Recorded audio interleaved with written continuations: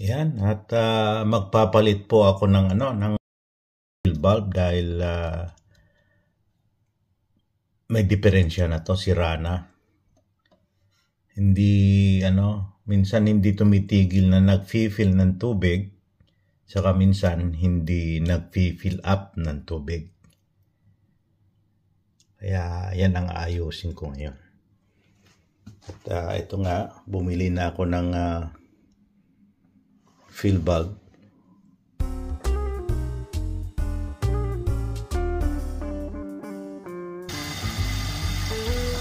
Ayan, dapat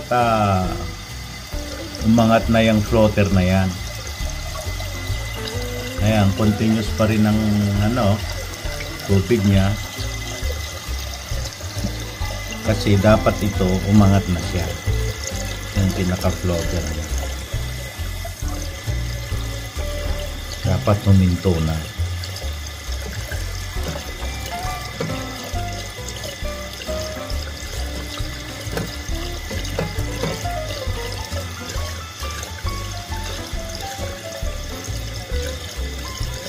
Tuloy pa rin ang niya, refill niya. Yung kailangan bombahan. Habang nag-aayos, nagkakape. Laki ng baso ko. Yan yung mga bini ko.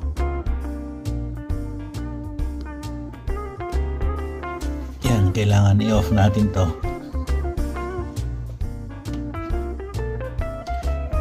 Tapos flush natin.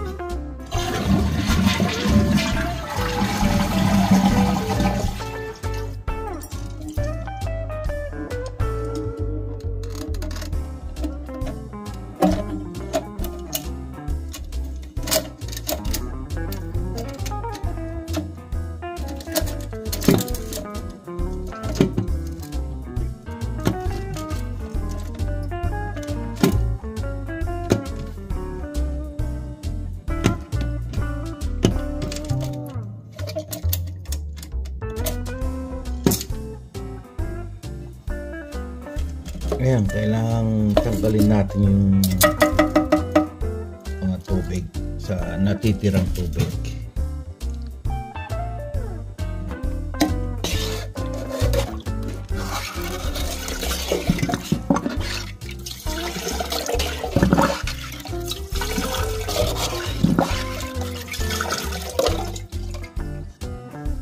Kailangan kasing diyan natin basahan. Kailangan walang tubig sa tangke. Kasi pag tinanggal mo yung fill bulb, tutulo yan.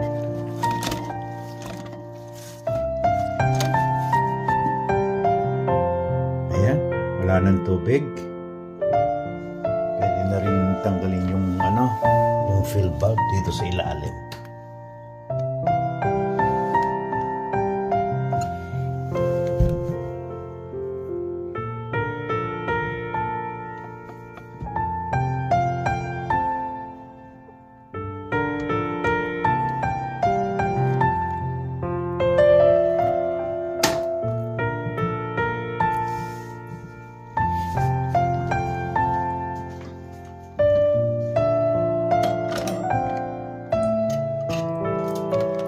Yan po yung bago.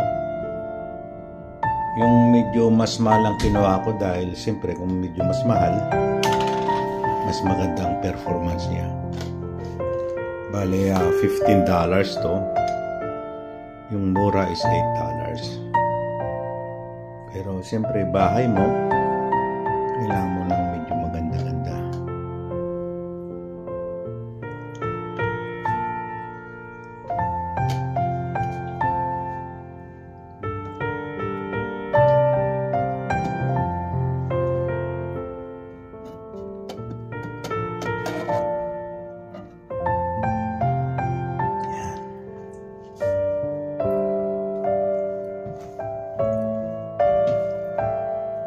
Yan, huwag kakalimutan ilagay ito. Isusuksok dito sa may kasi ito yung pumapasok sa mismong toilet bowl.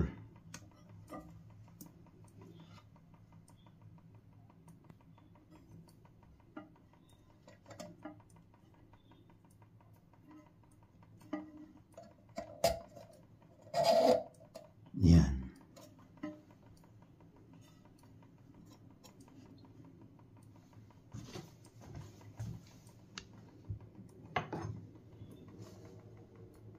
Higpit kamay lang para hindi mo na kailangang higpitan ng masyado. Baka mapasag pa yung gamit. At ibalik na natin yung mga pinagtanggalan ko.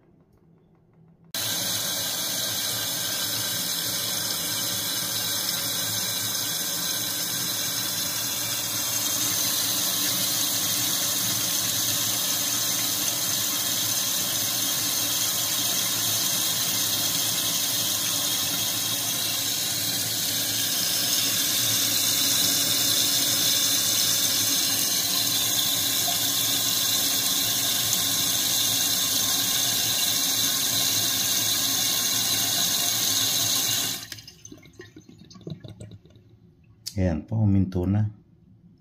Pwede nyo namang i-adjust kung gusto nyo pang dagdagan ng tubig. Ito siya. Ayos na po. Bali, in-adjust ko yung ng tubig.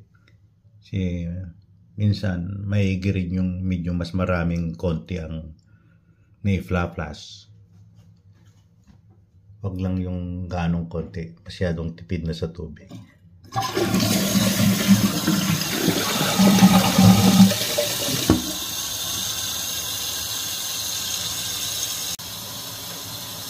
at ibalik na natin yung gamit.